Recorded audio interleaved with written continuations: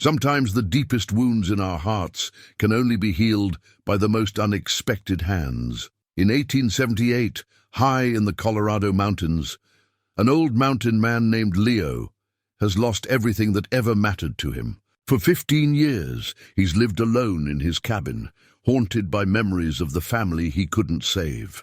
But one autumn evening, as shadows grow long through the pines, a desperate mother emerges from the forest. She's not human, but her pain is something Leo recognizes all too well. In her massive arms, she carries a dying child. What happens next in that flickering lamplight will show us that love speaks a language deeper than words, and that sometimes our greatest purpose comes when we least expect it. Before we jump back in, tell us where you're tuning in from, and if this story touches you, make sure you're subscribed because tomorrow I've saved something extra special for you. The autumn of 1878 painted the Colorado Territory in shades of gold and crimson, each aspen leaf a small flame against the towering evergreens that stretched toward heaven like cathedral spires. At 11,000 feet above sea level, where the air grew thin and the silence thick as wool, Leo Caldwell had built his sanctuary far from the world of men. His cabin sat in a natural clearing, hewn from lodgepole pine and chinked with mountain clay. Smoke rose steadily from the stone chimney he'd built with his own weathered hands, carrying the scent of burning cedar into the crisp mountain air. The structure was modest but solid.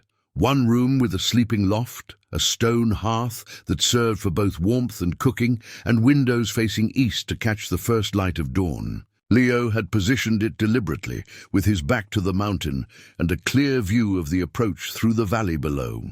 58 years had carved deep lines around Leo's grey eyes, and his beard had gone white as fresh snow. His hands, once steady enough to extract musket balls from screaming soldiers, now trembled slightly when he reached for his morning coffee. But his mind remained sharp, and his heart, though scarred by loss, still beat with the rhythm of a man who understood the sacred duty of healing. Every morning began the same way. Leo would rise before dawn, kindle the fire from banked coals, and set water to boil in the battered tin pot that had followed him from Antietam to Chancellorsville to this remote pinnacle of solitude. While the coffee brewed, he would step onto his narrow porch and breathe the mountain air, watching the eastern peaks catch fire with the first rays of sun. The ritual never varied.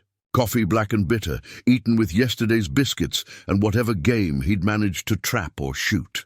Then came the daily inspection of his domain, the small garden where he coaxed potatoes and turnips from the rocky soil, the shed where he stored his traps and tools, the root cellar where supplies waited out the brutal mountain winters.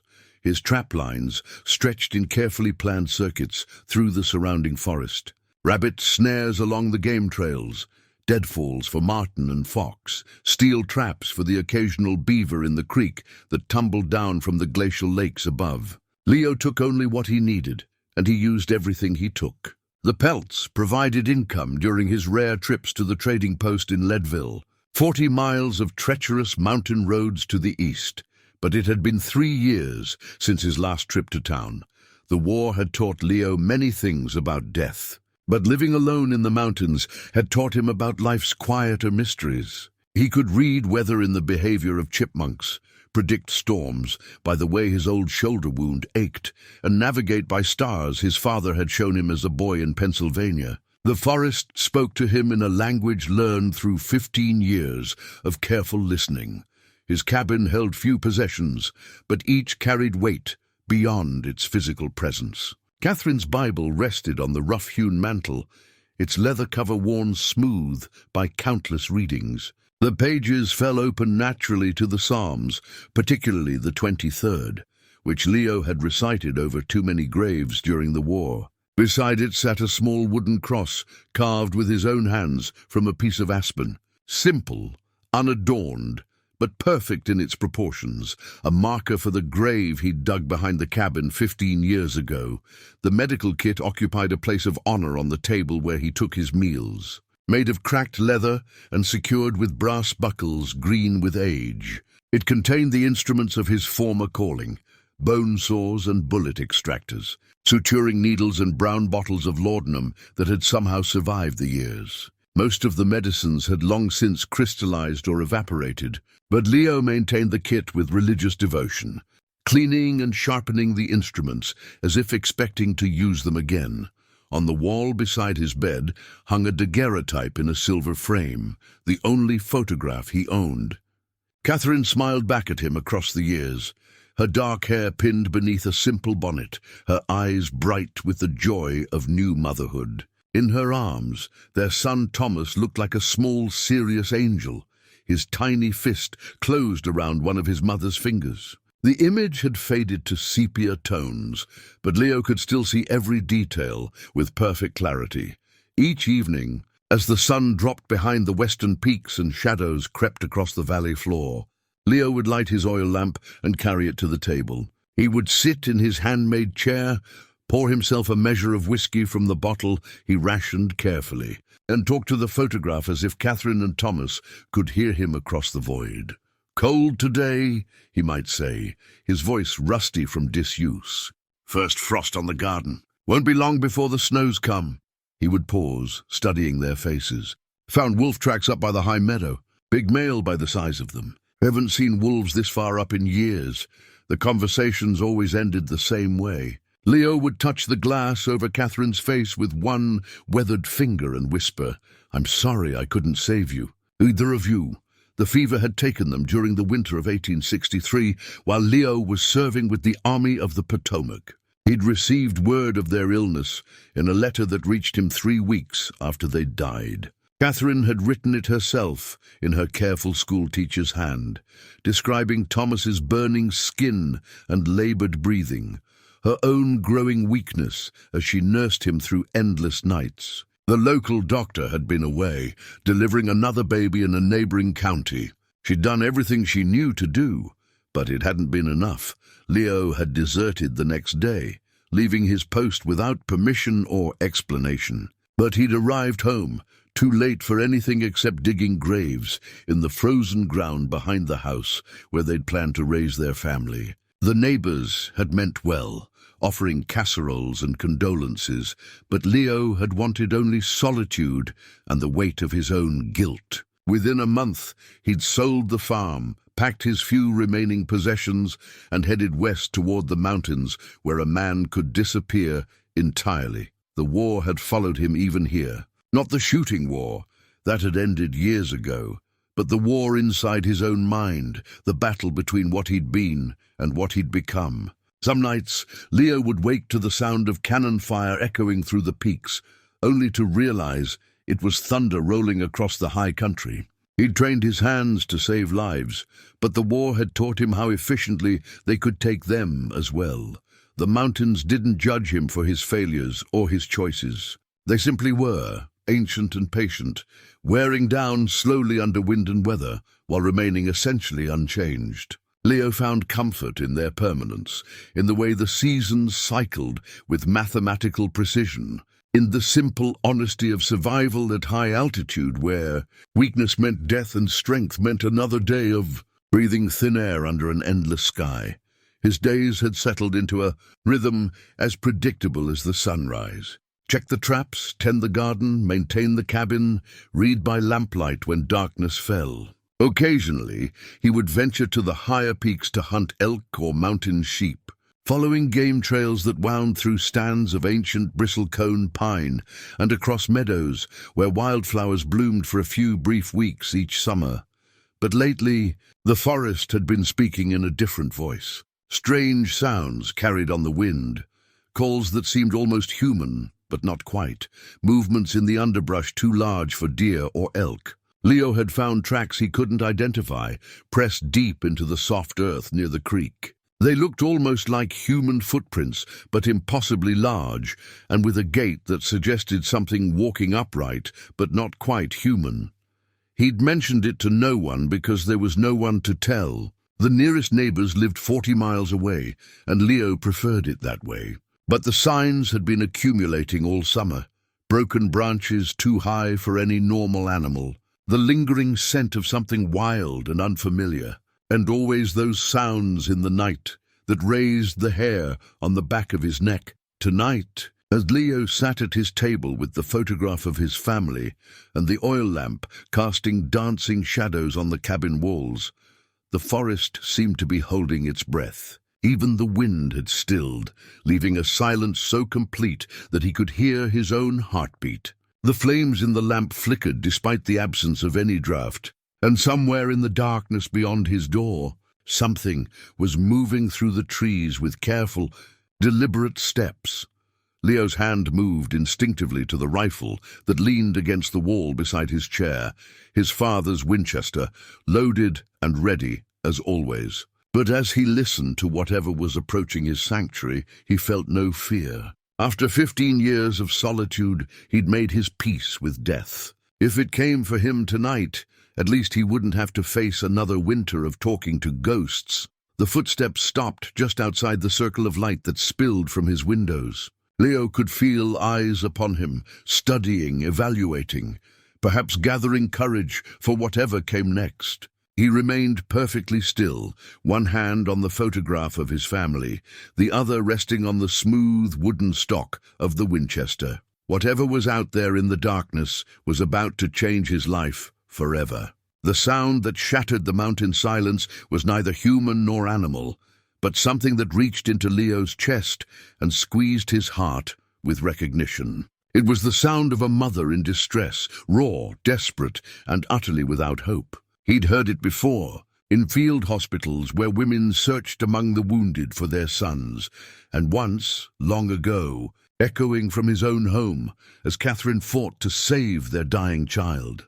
Leo rose slowly from his chair, the Winchester sliding into his weathered hands with practiced ease. The sound came again, closer now, accompanied by the heavy tread of something moving through the underbrush with no attempt at concealment. Whatever approached his cabin was beyond caring about stealth or caution. Through the window, Leo caught his first glimpse of the impossible. She emerged from the tree line like something from a fever dream, towering 8 feet tall in the flickering light that spilled from his windows.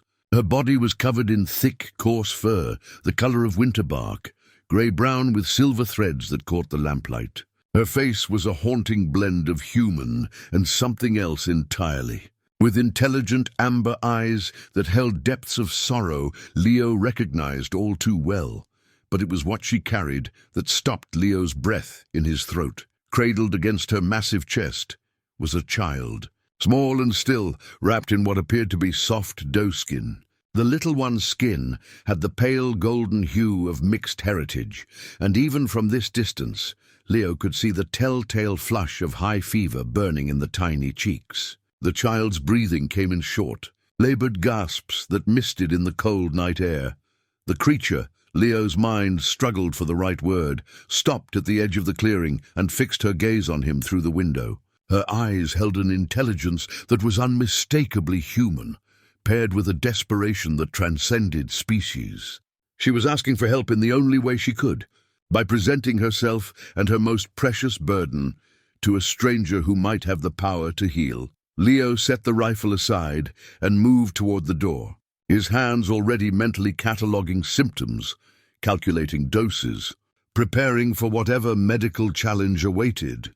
The war had taught him to assess and act quickly, but 15 years of isolation had dulled his confidence in his own abilities. Still, the child was dying, and Leo Caldwell had never turned away from suffering, no matter how impossible the circumstances.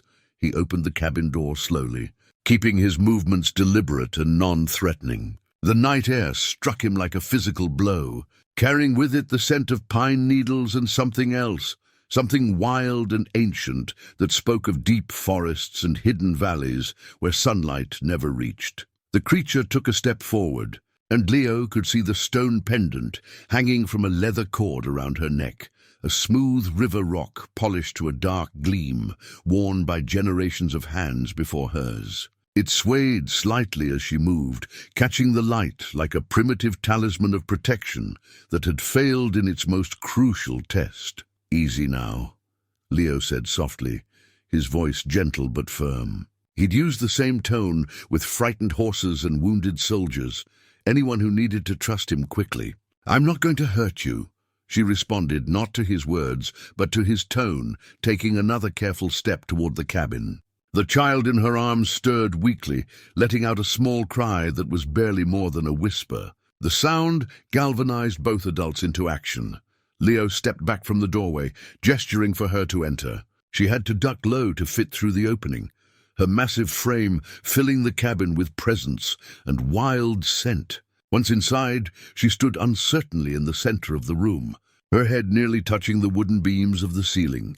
"Put the child on the table," Leo said, clearing away the photograph and oil lamp to make space. She seemed to understand, moving with surprising gentleness to lay her burden on the rough wooden surface. In the lamplight, Leo could see the child more clearly, a boy, perhaps 2 years old, with fine features that blended human and something else in a way that was both beautiful and heartbreaking. His skin burned with fever, and his breathing came in shallow pants that spoke of pneumonia or something worse.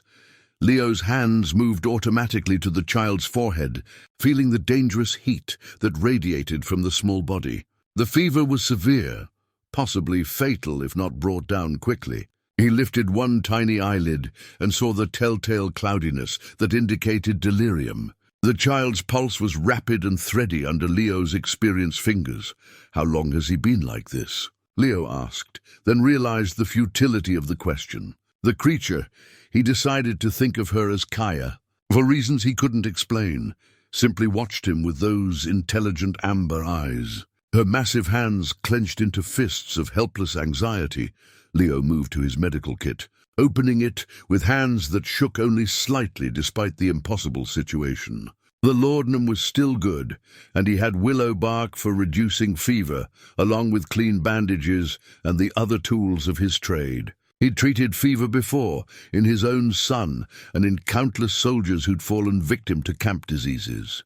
He began mixing a tincture of willow bark with water from his kettle, measuring carefully despite the urgency. Kaya watched his every movement, her body tense with the readiness to protect her child from any perceived threat. When Leo approached the table with the medicine, she stepped closer, her massive presence both intimidating and oddly comforting.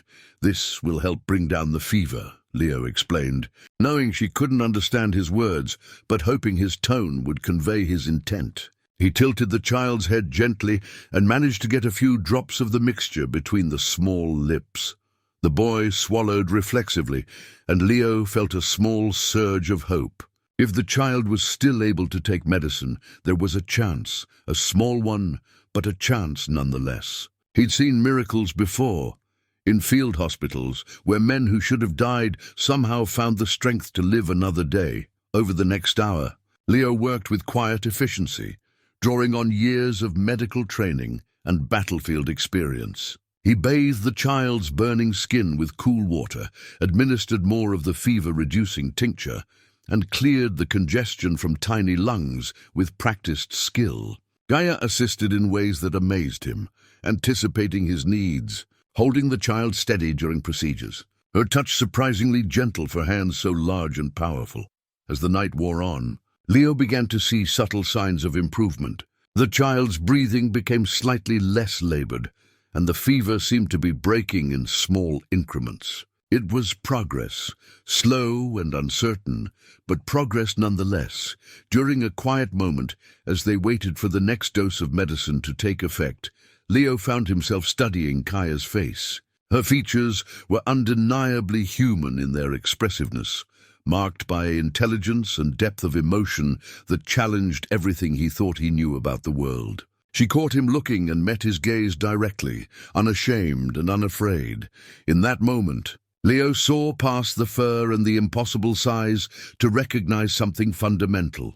This was a mother fighting for her child's life, willing to trust a stranger because she had no other choice. The love in her eyes was as pure and desperate as anything he'd ever witnessed, reminding him achingly of Catherine's devotion to their own lost son. "I understand," Leo said quietly, and somehow he thought she did understand, at least the intent behind his words. "I lost a boy too. I know what it means to watch helplessly." While fever takes hold, Kaya's response was to place one massive hand gently on Leo's shoulder, a gesture of gratitude and recognition that spoke volumes about the universal nature of parental love. Despite their differences, they were bound together now by shared purpose and mutual desperation. As dawn approached and the child's condition stabilized into something that might be called hopeful, Leo realized that his life of solitude had ended the moment he'd opened his cabin door. He was no longer just a hermit hiding from his failures in the mountains. He was once again a healer, called to serve by circumstances beyond his understanding or control. The oil lamp burned steadily through the long night, casting dancing shadows across the cabin walls as Leo maintained his vigil over the dying child. He had cleared his small dining table completely, transforming it into a makeshift examination surface with clean linens from his meager stores. The medical kit lay open beside him, its brass instruments gleaming in the lamplight like relics from another life. Every few minutes, Leo would check the child's temperature with the back of his hand, feeling for the subtle changes that might indicate progress or decline. The fever remained dangerously high, but the willow bark tincture seemed to be having some effect. The boy's breathing had grown slightly less labored, and his pulse, while still rapid, had gained a marginally stronger rhythm. Kaya hovered nearby, her massive frame somehow managing to move with surprising grace in the confined space of the one-room cabin. She had positioned herself where she could see both her child and the door, her protective instincts clearly warring with the desperate trust she'd placed in this strange human healer. Her amber eyes tracked Leo's every movement, reading his expressions for signs of hope or despair. The communication barrier between them proved less insurmountable than Leo had initially feared. When he needed her to hold the child steady for a procedure, a simple gesture sufficed. When she wanted to know if the medicine was helping, her questioning gaze required no translation. They were developing a language of necessity, built on shared concern for the small life that lay between them.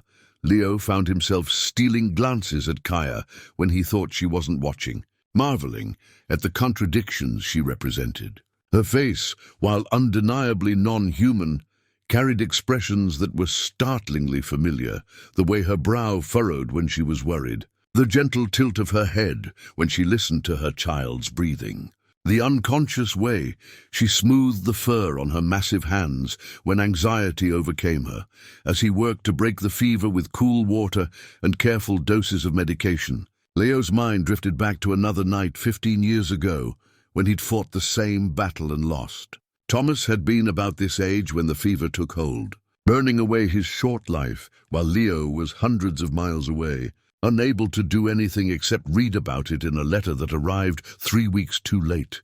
The memories threatened to paralyze him with their intensity, but the immediate needs of his patient kept him grounded in the present. This child was not Thomas, and this night would not end the same way if Leo had anything to say about it. He'd failed his own son through absence and circumstance, but he was here now, with knowledge hard-won through years of battlefield medicine and the bitter education of loss. Around midnight, the child stirred restlessly, letting out a small cry that sent Kaya to her knees beside the table. Her massive hands hovered over her son's body, wanting to comfort but afraid to interfere with Leo's treatment. The sound of distress from such a small throat was heartbreaking in its weakness, barely more than a whisper of pain. Leo quickly prepared another dose of the fever-reducing tincture, this time adding a carefully measured drop of laudanum to ease the child's discomfort. Getting the medicine into the boy proved challenging. His throat was parched and swollen, making swallowing difficult. But Kaya seemed to understand the problem instinctively, cradling her son's head in one enormous palm, while Leo carefully administered the mixture with a small spoon. The teamwork that developed between them felt natural, almost instinctive. Kaya's strength provided the steady support Leo needed for delicate procedures, while his medical knowledge guided their efforts to save the child's life. They worked in companionable silence, broken only by the soft sounds of the boy's breathing and the occasional crackle from the fireplace. As the hours passed, Leo began to notice subtle improvements in his patient's condition. The dangerous flush of high fever was giving way to a more normal coloration, and the child's breathing was becoming deeper and more regular. Most encouraging of all, when Leo lifted the boy's eyelids to check his pupils, he found awareness returning to eyes that had been glazed with delirium just hours before. "He's fighting," Leo murmured, more to himself than to Kaya, but she seemed to understand. Her response was to place one massive hand gently on Leo's shoulder, a gesture of gratitude that spoke more eloquently than words could have managed. The touch startled Leo with its gentleness. Despite her fearsome size and strength, Kaya's hands moved with the delicate precision of someone accustomed to handling fragile things. There was nothing threatening in her demeanor, only the desperate love of a mother willing to trust her most precious possession to a stranger's care. Leo found himself studying her more closely as they worked together through the night. The stone pendant she wore caught the lamplight occasionally, its smooth surface polished to a dark gleam that spoke of great age and significance. He wondered about its meaning, about the culture and traditions that had shaped this remarkable creature who had emerged from the forest with such desperate trust. By 3 in the morning, the child's fever had broken enough for Leo to feel cautiously optimistic. The boy was sleeping naturally now, rather than lying unconscious, and his skin had lost that dangerous burning heat that had threatened his life. Leo administered another dose of medicine and settled back in his chair, finally allowing himself to feel the exhaustion that had been building throughout the night. Kaya had not rested at all, maintaining her vigil with the tireless dedication that only a parent could sustain. She sat on the floor beside the table, her massive frame folded into a position that allowed her to keep one hand in constant contact with her child, while watching Leo for any sign of concern. "He's going to live," Leo said softly, the words carrying the weight of professional certainty mixed with personal hope.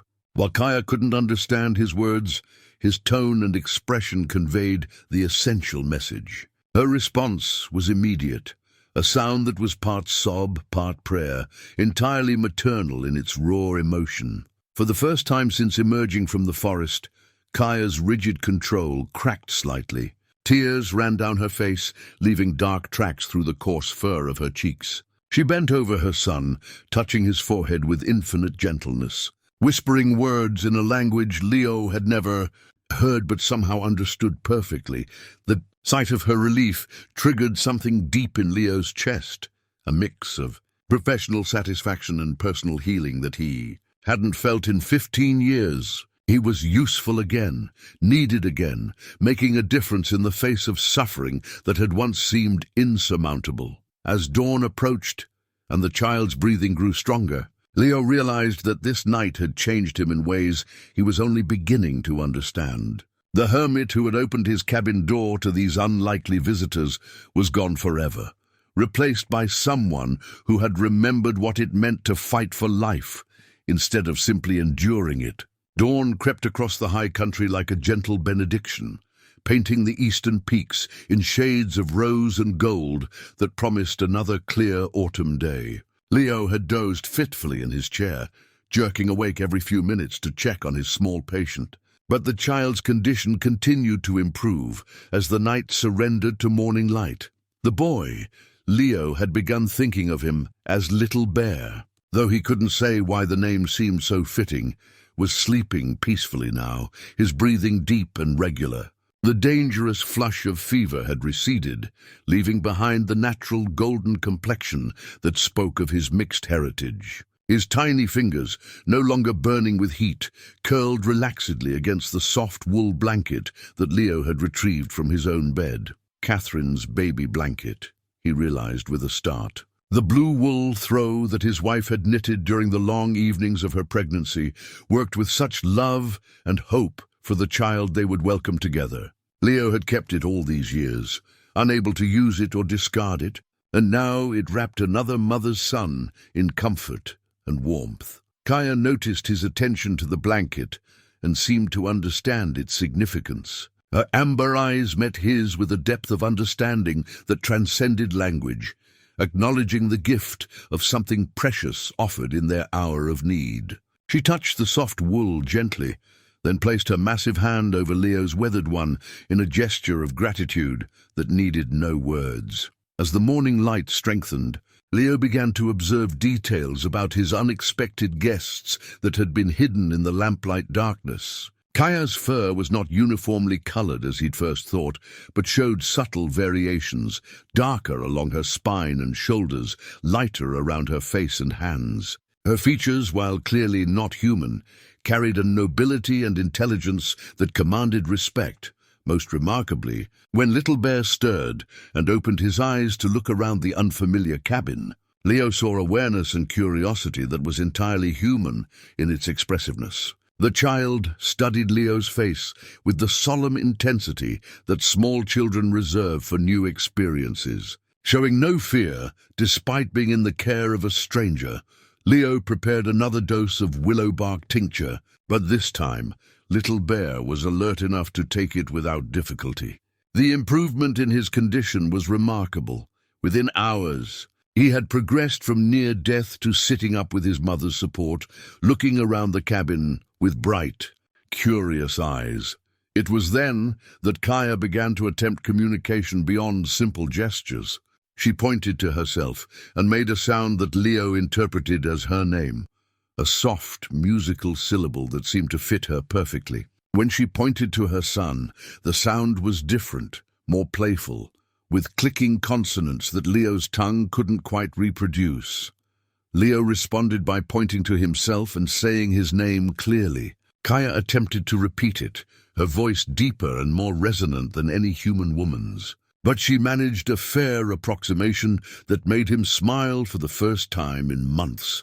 Their breakthrough came when Little Bear, apparently feeling well enough to be interested in his surroundings, reached toward the daguerreotype that Leo had moved to the mantel during the night's medical procedures. Understanding the child's curiosity, Leo retrieved the photograph and brought it closer so the boy could see. Kaya's reaction was immediate and profound. She stared at the image of Catherine and Thomas with an intensity that spoke of recognition, not of the specific people, but of the universal reality they represented. She pointed to Catherine, then to herself, then to the child in the photograph, and finally to Little Bear. The meaning was unmistakable. She understood that Leo, too, had been a father who had lost his child. Leo nodded, feeling tears prick his eyes as old grief mixed with present hope. "My wife, Catherine," he said, touching the glass over her face. "My son, Thomas. They died of fever 15 years ago." Kaya's response revealed her remarkable intelligence. She began to sketch in the dust on Leo's floor, using one massive finger to draw simple but clear images. First herself in rough outline, then a larger figure that must represent her mate, and finally Little Bear. But when she drew the second adult figure, she made a slashing motion across it and shook her head sadly. Leo understood. Little Bear's father was dead, leaving Kaya to raise her son alone in a world that apparently held dangers for creatures like them. The parallel to his own loss was not lost on him. Both had been left to face life without their partners, carrying the responsibility of love that had nowhere to go. But Kaya's story grew more complex as she continued her dust drawings. She sketched what appeared to be other creatures like herself, but when she drew Little Bear among them, she shook her head and made sounds of distress. It seemed that her own people had rejected her son, perhaps because of his mixed heritage. The implications struck Leo like a physical blow. This remarkable mother had lost not only her mate, but also her community, leaving her to raise a half-human child in complete isolation. The courage it must have taken to approach his cabin, to trust a human stranger with her most precious possession, was almost beyond comprehension. As if sensing his thoughts, Kaya moved to Little Bear and lifted him gently, cradling him against her chest while she hummed a low, wordless melody that seemed to come from some deep well of maternal love. The child settled against her with complete trust, his small hand grasping at the stone pendant that hung around her neck. Leo watched this display of tenderness with wonder. recognizing in it the same fierce protectiveness that Catherine had shown toward Thomas. Love, he realized, truly did speak a language deeper than words, crossing species boundaries as easily as it crossed cultural ones. The morning wore on, with Little Bear continuing to improve steadily. He was able to take small amounts of water and even showed interest in the hardtack biscuits that formed the staple of Leo's diet. His recovery was proceeding faster than Leo had dared hope, suggesting a constitution strengthened by his unusual heritage. But as the child's immediate crisis passed, Leo began to consider the larger implications of his guest's presence. They couldn't stay in his small cabin indefinitely, but where could they go? Kaya had made it clear that her own people had rejected them, and the human world would never accept a creature of legend walking among them. For now, though, such concerns seemed distant and manageable. Little Bear was alive. Kaya's trust in Leo had been validated, and for the first time in 15 years, the mountain hermit felt truly useful again. Whatever challenges lay ahead, they would face them together, an unlikely family bound by circumstances beyond any of their control. 3 days of steady improvement had given Leo hope that Little Bear would make a full recovery. But the morning of the 4th day brought a cruel reversal that chilled him to the bone. The child woke burning with fever once again, his breathing shallow and labored, his small body racked with shivers that no amount of blankets could warm. Leo's examination revealed the harsh truth he'd been dreading. The fever had returned with a vengeance, and his remaining supplies of willow bark and other fever-reducing herbs were nearly exhausted. The child needed stronger medicine, the kind that could only be found in a proper pharmacy or medical facility, neither of which existed within 100 miles of his mountain sanctuary.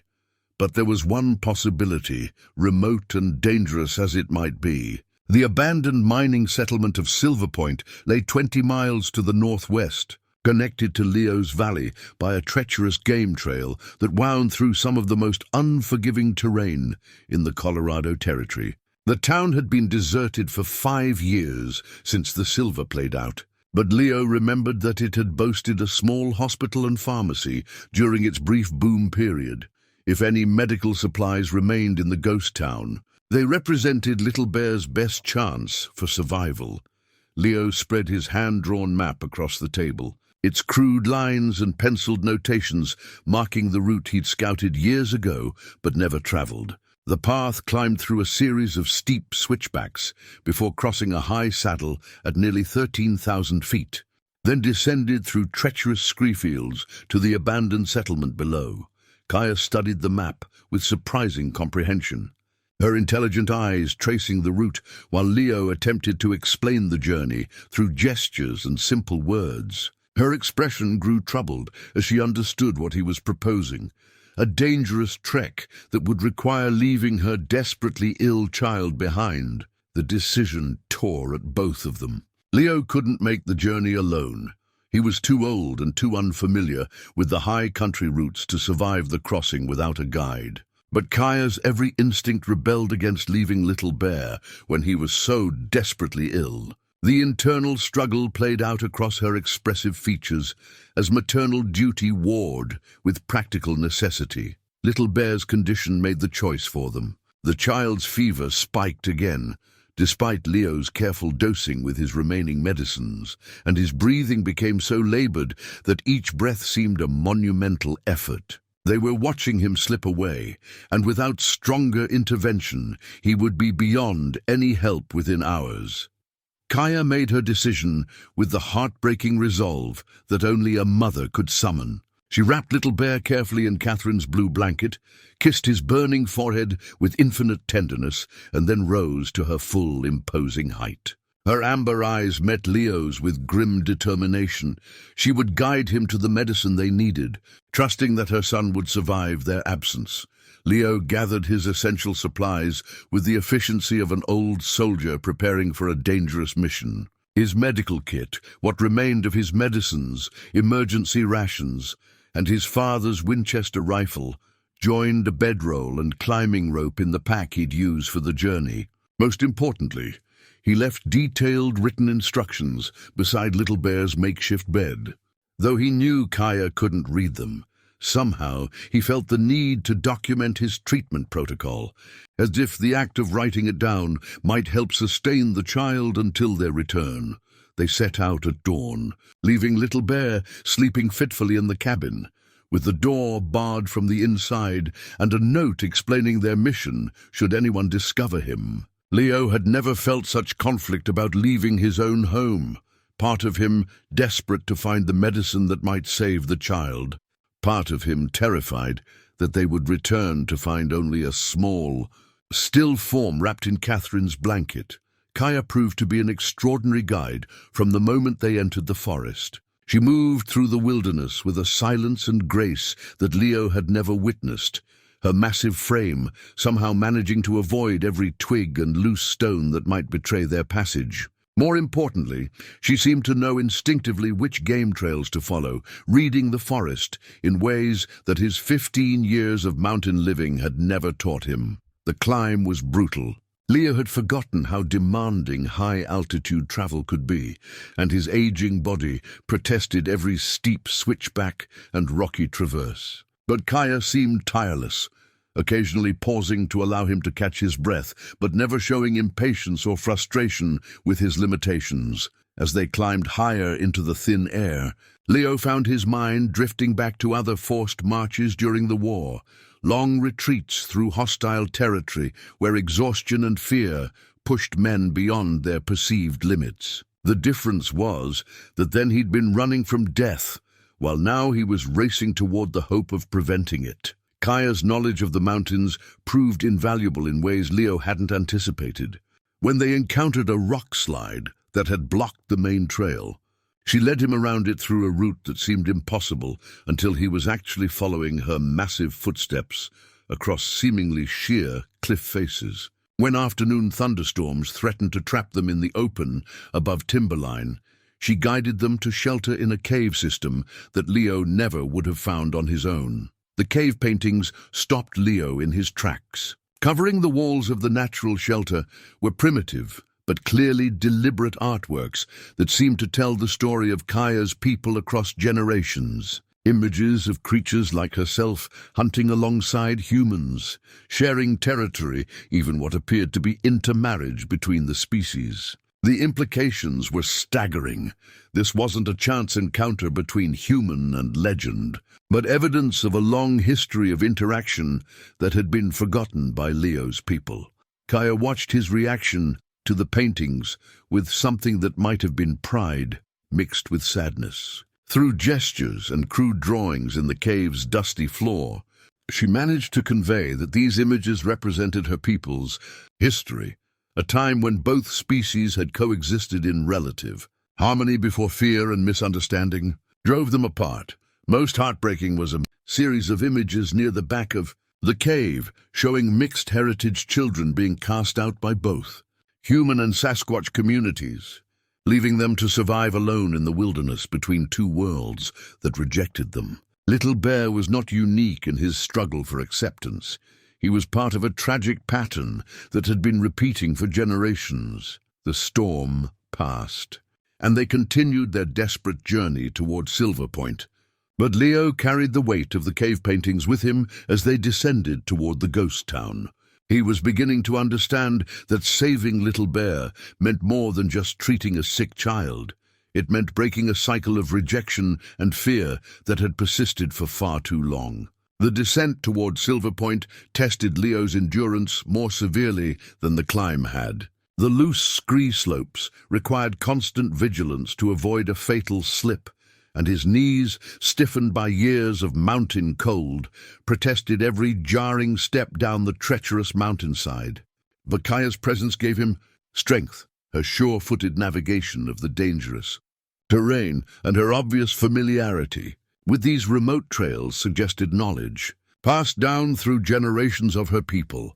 By late afternoon, the skeletal remains of Silver Point came into view through the thinning forest. The town had been hastily abandoned when the silver ore played out, leaving behind a scatter of weathered buildings that now served as monuments to human ambition and folly. Most of the structures had partially collapsed under the weight of heavy mountain snows, their roofs caved in and walls sagging at dangerous angles, but the hospital building, constructed of sturdy stone rather than the rough timber that had been used for most of the town's structures, remained largely intact. Its windows were broken, and its door hung askew on rusted hinges, but the basic structure appeared sound enough to explore safely.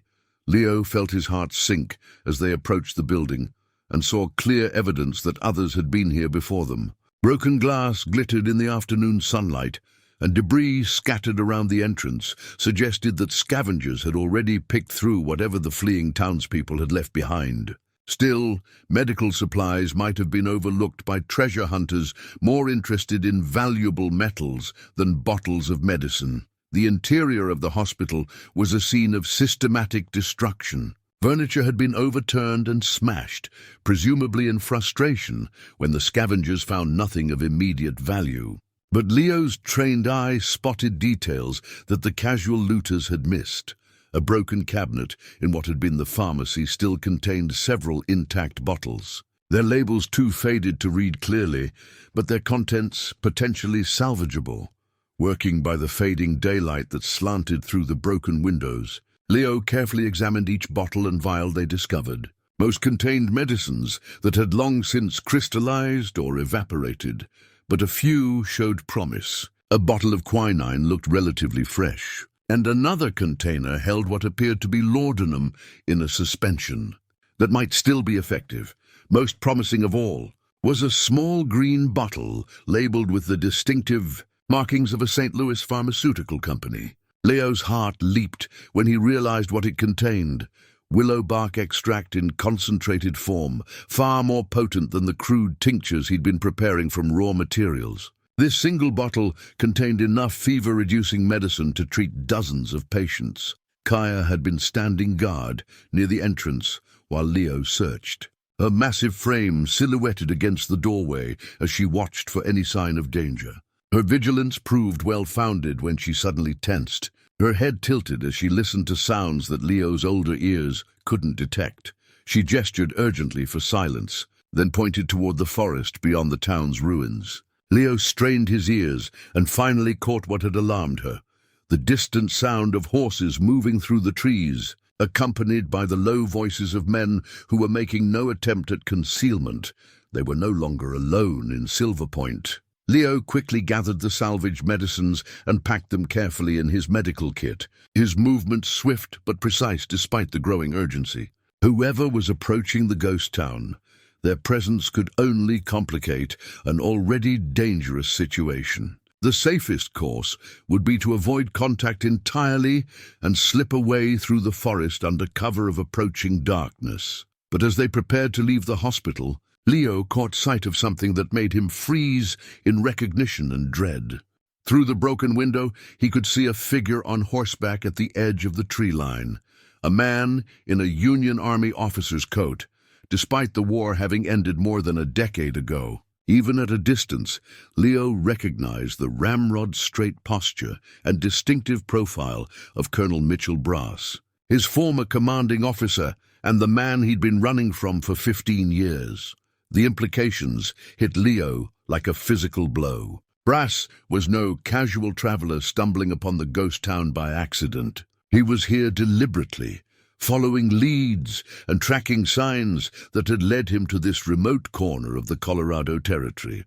Somehow, after all these years of careful isolation, Leo's past had finally caught up with him. Through gestures, Leo managed to convey to Kaya that they needed to hide immediately and avoid detection at all costs. She seemed to understand the gravity of the situation without needing detailed explanations, leading him quickly to a concealed position behind the collapsed remains of what had once been the town's general store. From their hiding place, Leo could observe the new arrivals as they rode into the abandoned settlement. Brass looked older, but no less formidable, his grey beard neatly trimmed and his bearing still carrying the authority of command.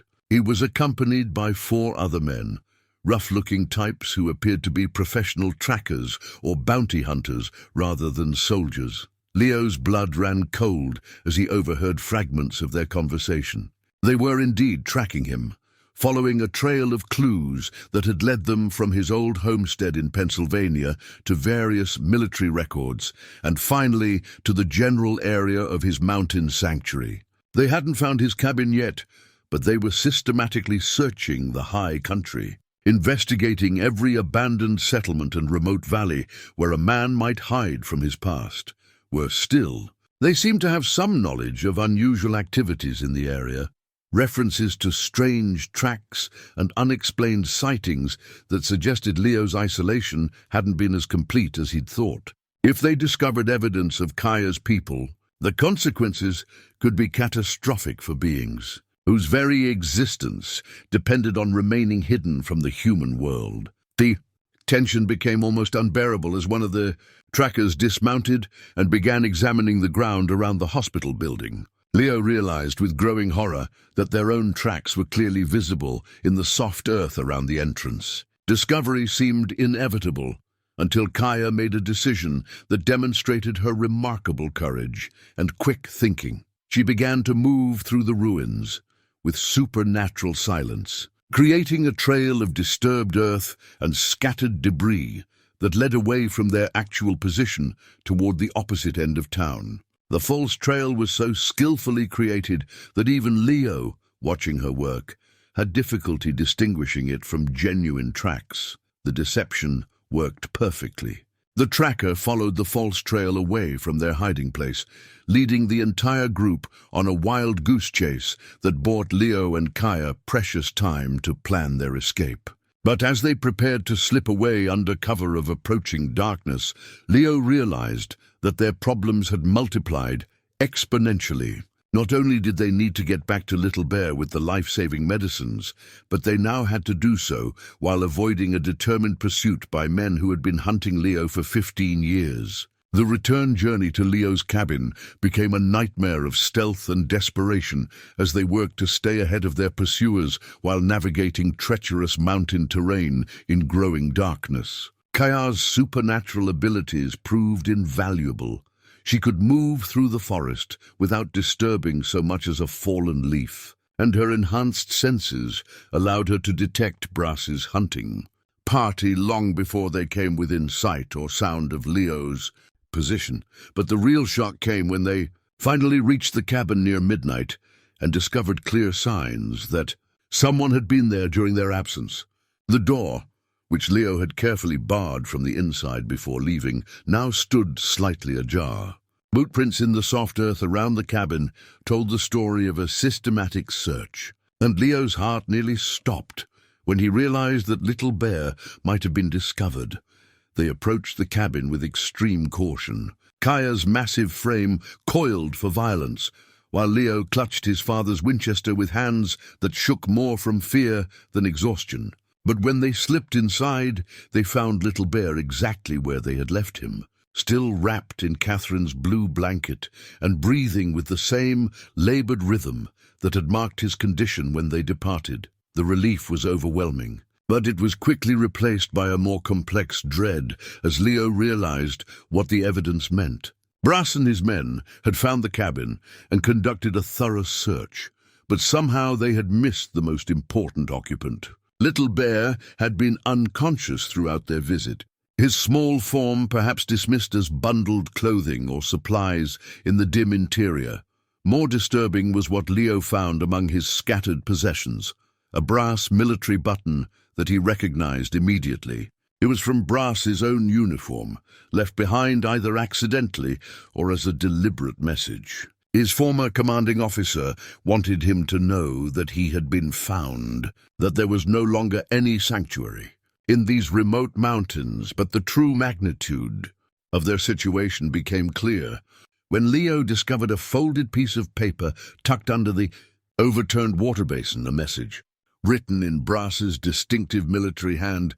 "Cordwell, you cannot run forever. Your crimes demand justice, and justice will be served. Surrender yourself at dawn, or we will come for you. We know you're not alone."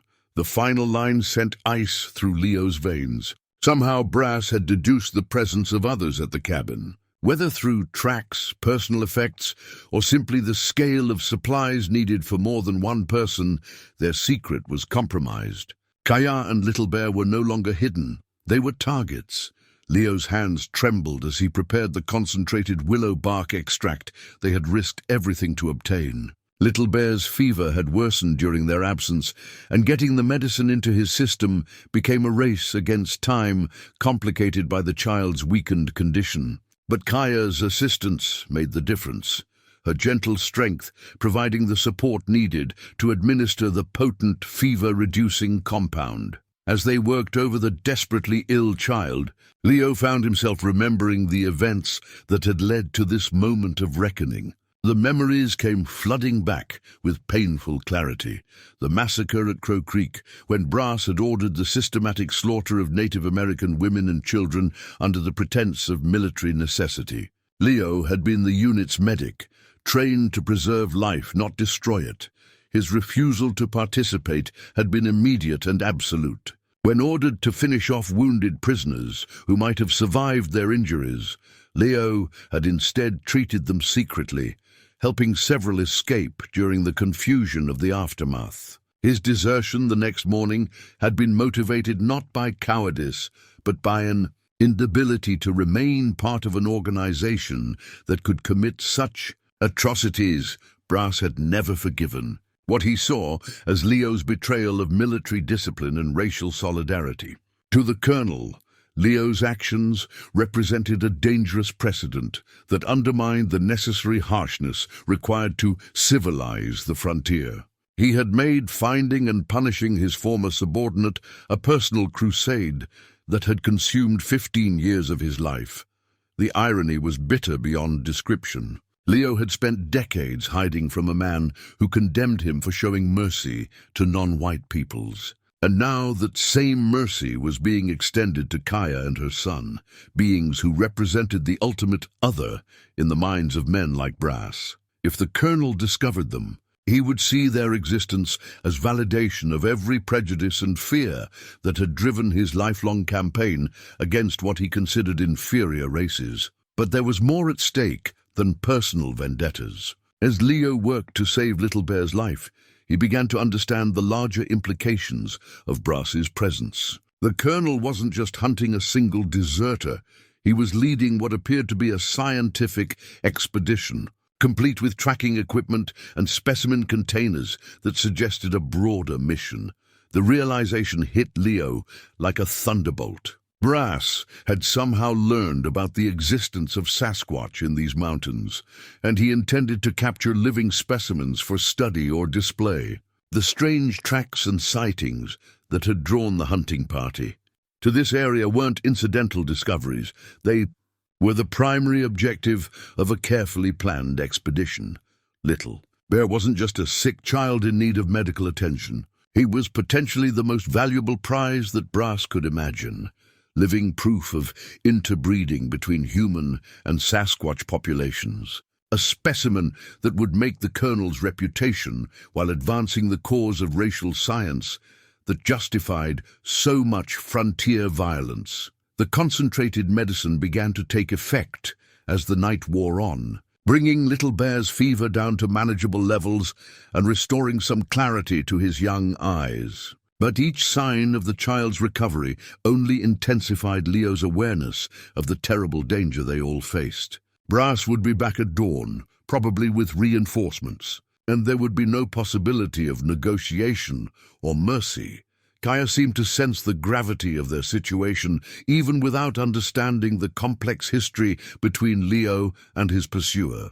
Her protective instincts were fully aroused now, and she moved through the cabin with the controlled tension of a predator preparing for a fight to the death. The stone pendant around her neck caught the lamplight as she worked, its ancient surface seeming to absorb and reflect the flickering flames.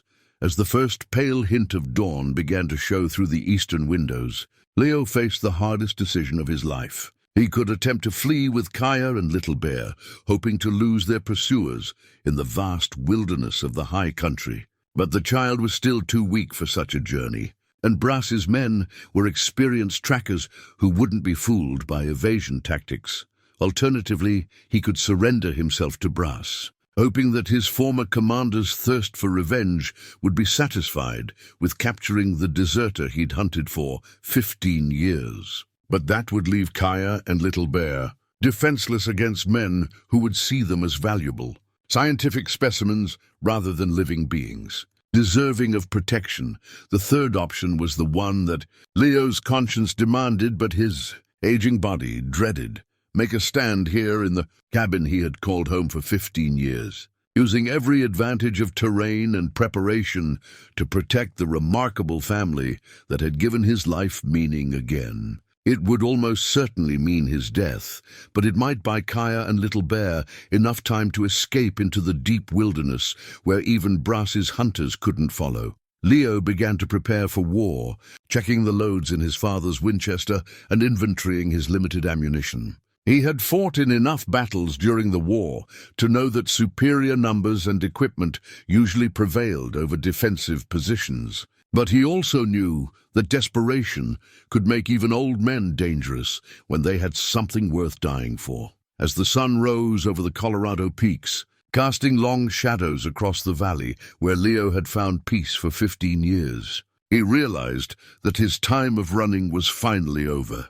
Whether he lived or died in the coming confrontation, he would face it as a healer protecting his patients rather than a deserter hiding from his past. The pre-dawn darkness felt heavy with impending violence as Leo methodically prepared his cabin for what might be his final battle.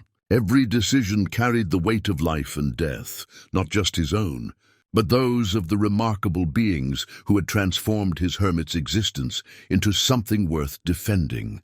Little Bear's fever had broken completely during the night, the concentrated willow bark extract proving as effective as Leo had dared hope. The child was awake now, his golden eyes bright with returning health, though still weak from his ordeal. He watched the preparations with the solemn curiosity of the very young, perhaps sensing the tension that filled the cabin without understanding its source.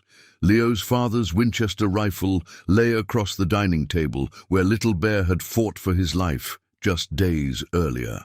The weapon was a .44-40 caliber repeater, well maintained despite its age, with enough ammunition for perhaps 30 shots if Leo was careful with his targeting. Not nearly enough for a prolonged siege, but sufficient to make any assault on the cabin costly for the attackers.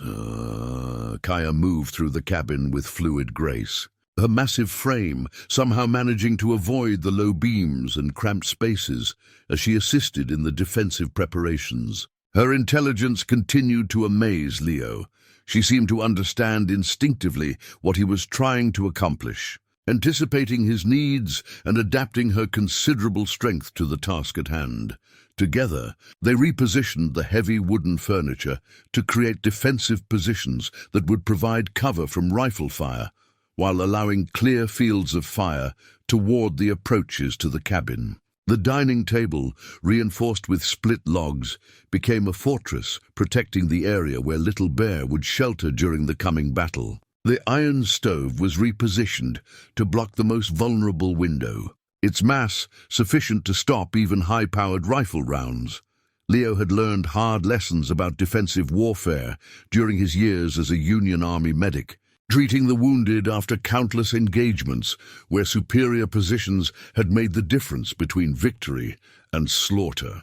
The cabin's location gave him some advantages. It commanded clear views of the approaches through the valley, and the steep terrain behind it would make encirclement difficult, but he was under no illusions about the odds they faced. Brass had brought at least 4 men with him, all apparently experienced in frontier warfare, and they would have superior weapons and unlimited ammunition. The colonel himself was a tactical genius who had earned his rank through successful campaigns against some of the finest military minds of his generation. As the eastern sky began to show the first pale hints of dawn, Leo took time to write a letter he hoped would never be found. Using paper from Catherine's Bible and ink made from charcoal and water, he documented the events that had led to this moment. His meeting with Kaya and Little Bear, their struggle to save the child's life, and the impossible bond that had formed between three beings who should have been natural enemies. The letter served multiple purposes. If he died in the coming battle, it might help explain his actions to anyone who discovered the bodies. But more importantly, it forced him to clarify his own thoughts about what he was fighting for and why a man who had spent 15 years avoiding violence was now preparing to kill or die in defense of creatures most humans would consider monsters. The answer, when it came to him, was surprisingly simple. He was fighting for family, not the blood family he had lost to fever and time, but the chosen family that had emerged from desperate circumstances and mutual need. Kaya and Little Bear had given him something he thought was lost forever, a reason to believe that healing was more powerful than destruction, that love could transcend the boundaries that divided species and cultures. While Leo wrote his letter, Kaya was engaged in preparations of her own. She had retrieved items from Little Bear's bundle that Leo hadn't noticed before, small, carved objects that seemed to serve some ritual or spiritual purpose. The stone pendant she wore around her neck was central to whatever ceremony she was conducting, its polished surface catching the lamplight. As she moved through a sequence of gestures that spoke of deep cultural significance, Leo recognized the behavior from his interactions with Native American soldiers during the war, the quiet preparation of spirit and mind that preceded battle, the acknowledgement of mortality that allowed warriors to fight with complete dedication. Kaya was preparing to die if necessary to protect her son, just as Leo was preparing to die to protect them both. The child himself seemed to sense the gravity of the situation. Little Bear had grown quiet and watchful, his recovery from the fever apparently complete, but his behavior subdued in a way that suggested understanding beyond his years. When Kaya lifted him gently and carried him to the reinforced shelter they had prepared behind the overturned table, he went without protest, his small hands clinging to the soft wool of Catherine's blue blanket. Leo checked his pocket watch, a gift from Catherine on their wedding day, and saw that dawn was less than an hour away. Brass had promised to come at first light, and the colonel was nothing if not punctual in his military precision. The waiting was almost over, and soon Leo would discover whether his aging body and rusty combat skills were sufficient to protect the new family that had given his life meaning again. But as he made his final preparations, Leo found his mind drifting to philosophical questions that had no easy answers. Was he justified in taking human lives to protect non-human ones? Did Kaya and Little Bear have the same moral weight as Brass and his hunters, or was he allowing sentiment to cloud his judgment about the natural order of species relationships? The questions might have paralyzed him with doubt, but the answer came when he looked at Little Bear's trusting face and Kaya's fierce maternal devotion. These were not monsters or specimens. They were individuals with hopes, fears, loves, and losses as real as any humans. The child's mixed heritage made him a bridge between two worlds, and perhaps that bridge was worth preserving even at the cost of human lives. Leo's medical training had taught him to value all life equally, regardless of race or social status. Extending that principle to include non-human intelligence seemed like a natural progression rather than a radical departure from his core beliefs. If he could save a wounded Confederate soldier despite their political differences, surely he could defend a Sasquatch mother and child despite their species differences. The sound of horses moving through the forest reached them as the eastern sky began to show color. Brass and his hunters were approaching with the methodical precision that Leo remembered from their shared military service. There would be no surprise attack or sudden assault.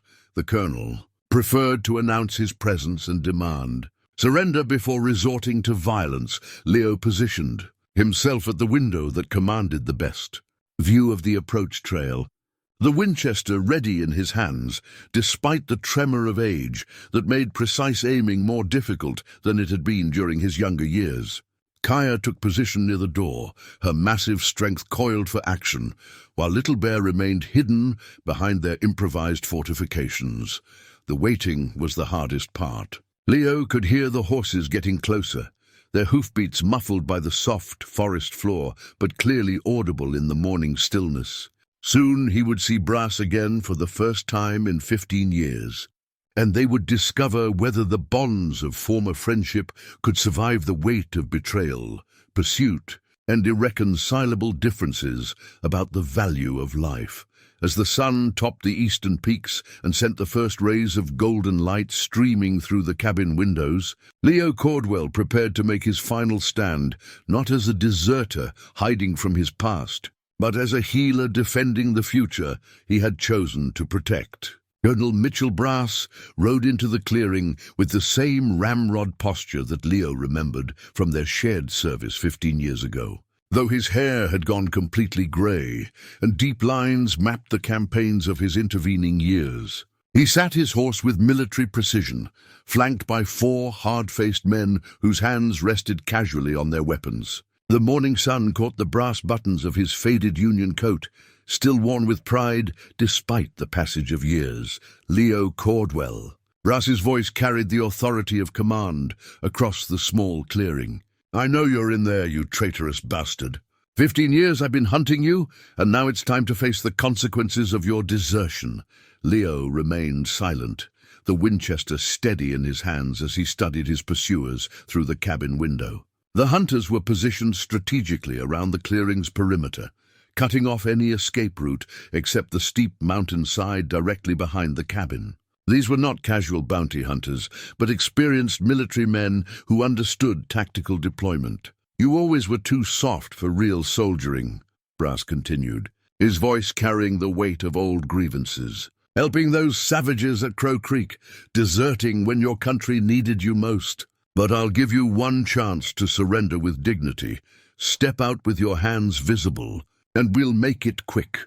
The oil lamp that had provided light during Leo's vigil over Little Bear sat on the windowsill, its flame flickering in the morning breeze that crept through gaps in the cabin's chinking. As Leo shifted position to get a better angle on Brass's position, his elbow caught the lamp and sent it crashing to the floor. The glass chimney shattered against the rough planks, its pieces scattering like broken promises across the cabin floor. "I can smell the lamp oil." "Cordwell," Brass called out, his tone shifting to mockery. "Planning to burn yourself out rather than face justice? That would be just like you, always taking the coward's way." Leo's response came in the form of action rather than words. The Winchester spoke once, its 44-40 round splintering the tree trunk beside Brass's horse and causing the animal to rear in panic. The message was clear: surrender was not an option, and any approach to the cabin would be met with deadly force. "So be it," Brass said, regaining control of his mount with practiced ease. "You've had your chance for mercy." He gestured to his men with sharp military precision. "Take positions. Standard assault formation. If he wants to die like a cornered animal, we'll accommodate him." The hunters dismounted and began their advance with the coordinated movements of experienced soldiers. 2 approached from the left side of the cabin, using the woodshed and outdoor privy for cover, while the other 2 moved to flank from the right. Brass himself remained mounted, positioning his horse where he could direct the assault and cut off any attempt at escape. Leo's second shot took one of the flanking hunters in the shoulder, spinning him around and sending him crashing into the firewood pile with a cry of pain and surprise. The man wasn't dead, but he was effectively out of the fight, a deliberate choice on Leo's part. Despite everything, he was still a healer first, a killer only by necessity. Kaya had been watching the deployment with intelligent eyes, reading the tactical situation with an understanding that surprised Leo. When the hunters began their coordinated advance, she moved with supernatural silence toward the cabin's back wall, where a small window provided access to the steep slope behind the structure. The sound of splintering wood announced the first direct assault as one of the hunters tried to breach the cabin door with an axe. Leo's third shot, fired through the thick planks, discouraged that approach and sent the would-be breacher scrambling for better cover. But the attack had served its purpose. It forced Leo to divide his attention between multiple threats, weakening his defensive position. "You're only delaying the inevitable." "Cordwell," Brass shouted over the sound of gunfire. "We know you're not alone in there. Come out now, and we might show mercy to your accomplices." The word accomplices sent a chill through Leo's heart. Brass suspected the presence of others, but didn't yet know their true nature. If the Colonel discovered Kaya and Little Bear, the consequences would extend far beyond personal vengeance too, encompass the systematic exploitation of an entire hidden species. Leo's fourth shot shattered the window of the shed where two hunters had taken cover, sending glass shards flying and forcing them to seek new positions. But his ammunition was limited, and each shot brought him closer to the moment when the Winchester would fall silent and leave them defensively, helpless. The morning air filled with gun smoke and the acrid scent of burned powder, as the siege of Leo Cordwell's mountain sanctuary began in earnest. The battle reached its crescendo when Brass, frustrated by his men's inability to breach the cabin's defenses, decided on a desperate gambit that would force Leo into the open. The Colonel dismounted and approached the cabin directly, using his horse as a shield while carrying a burning brand torn from the hunter's campfire. "I'll smoke you out like the vermin you are, Cordwell," Brass shouted, his voice cracked with 15 years of accumulated hatred. "You can't hide behind those walls forever." Leo watched in horror as his former commander touched the flame to the cabin's dry wooden walls. The cedar logs, seasoned by years of mountain weather, caught fire immediately, sending orange tongues licking up toward the roof. The cabin that had been his sanctuary for 15 years was being transformed into a death trap, but Brass had made a critical tactical error. His advance to set the fire had brought him within range of Kaya's position at the rear window, and the massive Sasquatch female was done with passive defense. She erupted from the cabin like a force of nature, her 8-foot frame moving with impossible speed and grace as she circled toward Brass's exposed position. The Colonel's horse reared in terror at Kaya's approach, its primitive instincts recognizing a predator beyond its understanding. Brass was thrown from the saddle, landing hard on the rocky ground and losing his grip on both reins and weapon. For the first time in the engagement, he found himself vulnerable and alone. Leo seized the moment, bursting from the burning cabin with Little Bear clutched against his chest, wrapped in Catherine's blue blanket. The concentrated medicine had worked its miracle. The child was alert and aware, his golden eyes wide with fear, but no longer clouded by fever.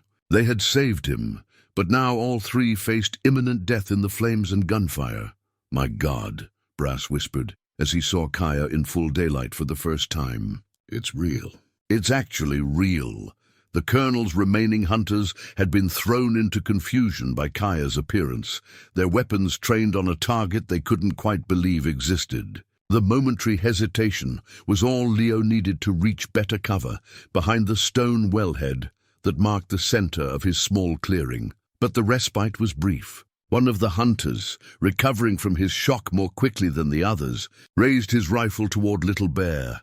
The threat to the child galvanized both Leo and Kaya into desperate action. Leo's final shot from the Winchester took the threatening hunter in the chest, the .44-40 round striking with enough force to end the threat permanently. It was the first life Leo had taken since the war, and the weight of it settled on his conscience even as he recognized the necessity. Kaya's response was more direct and devastating. She reached Brass's position with a bound that covered 20 feet of ground, her massive hands seizing the Colonel by his military coat and lifting him from the earth as if he weighed no more than a child.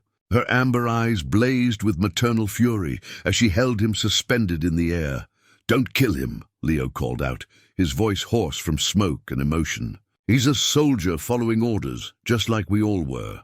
But Brass, even faced with impossible circumstances and certain death, remained true to his nature. "Specimens," he gasped, his voice thick with excitement despite his mortal peril. "Living specimens of interbreeding between human and animal. Do you understand what this means for science? For our understanding of evolution?" Leo felt something break inside his chest, not physically but spiritually.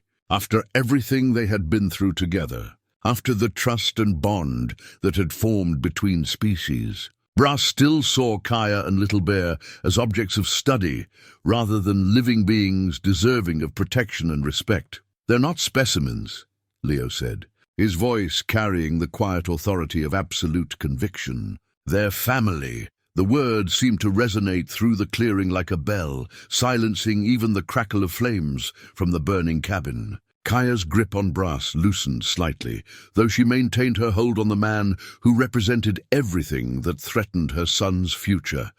It was then that Little Bear, still cradled in Leo's arms, reached out one small hand toward the suspended colonel. The gesture was not threatening but curious, the natural response of a child encountering something new and strange. In that moment, the complexity of their situation crystallized into perfect clarity. This child, part human, part something else entirely, represented either the future of understanding between species or the justification for fear and exploitation that men like Brass embodied. The choice between those possibilities would determine not just their immediate survival, but the trajectory of everything that came after. Leo made his decision with the calm certainty of a man who had finally found his true purpose. He set Little Bear gently on the ground behind the wellhead, tore a strip of cloth from his shirt to bind his own wounds, and prepared to make the sacrifice that would ensure his chosen family's survival. The confrontation ended not with violence, but with understanding, though it took the better part of the morning for that understanding to emerge from the ashes of conflict. Leo's wound, a graze from a ricocheted bullet that had torn through his left shoulder, proved less serious than it initially appeared, and Kaya's forest medicine, applied with surprisingly gentle skill, aided his recovery more effectively than anything from his professional medical kit.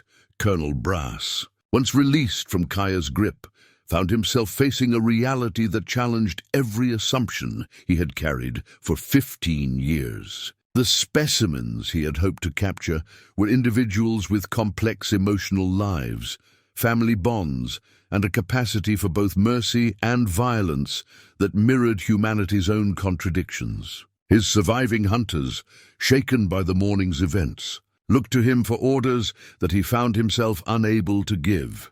The turning point came when Little Bear, fully recovered from his fever and emboldened by the safety of his mother's presence, approached the wounded colonel with the fearless curiosity of childhood. The boy's golden eyes studied Brass's weathered face with interest rather than fear, and when the old soldier winced from pain caused by his fall, Little Bear gently touched the injured area with one small hand.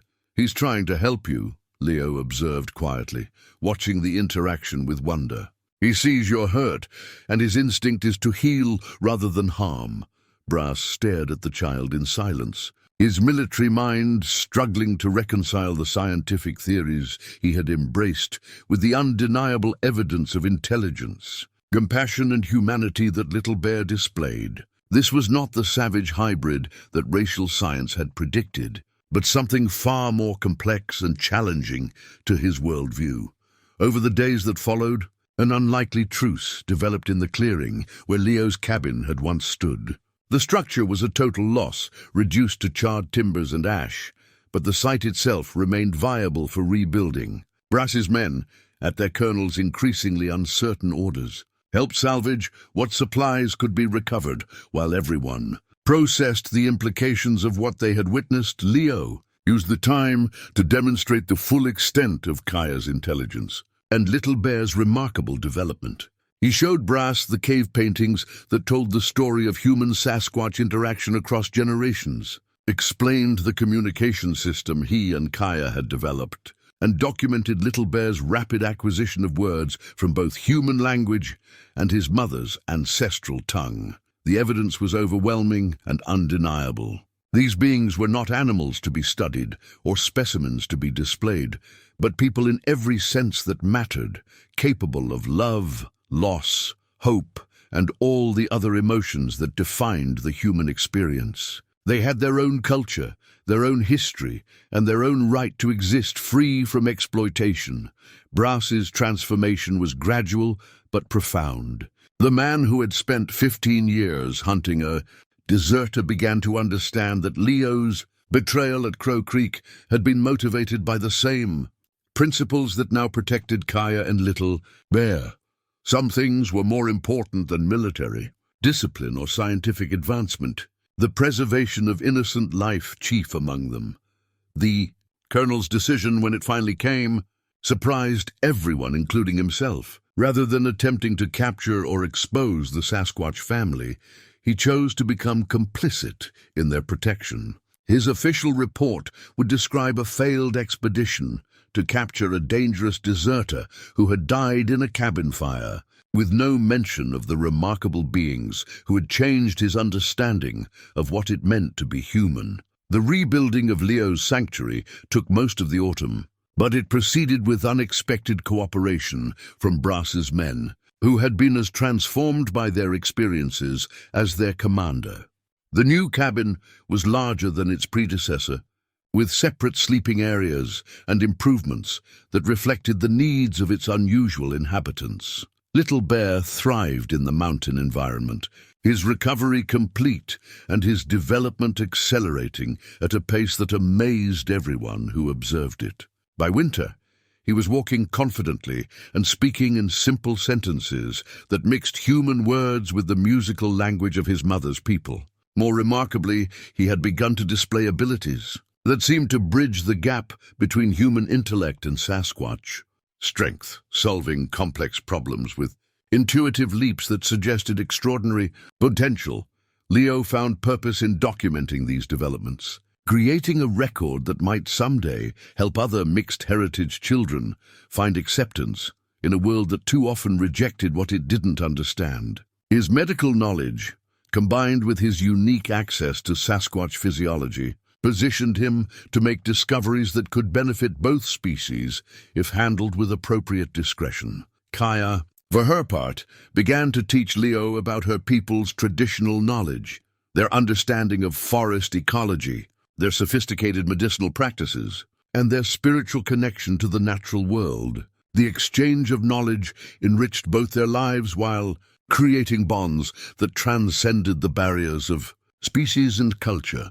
As winter settled over the high country and snow began to accumulate around their rebuilt home, Leo reflected on the journey that had brought them to this point. He had sought isolation after losing his human family, but he had found something greater in the acceptance of beings who asked nothing of him except his willingness to help heal their child. The small wooden toy horse that Leo carved for Little Bear during the long winter evenings became a symbol of their unlikely family's success. Crafted from aspen wood with the same careful attention he had once devoted to medical procedures, it represented hope, healing, and the creation of bonds that could not be broken by prejudice or fear.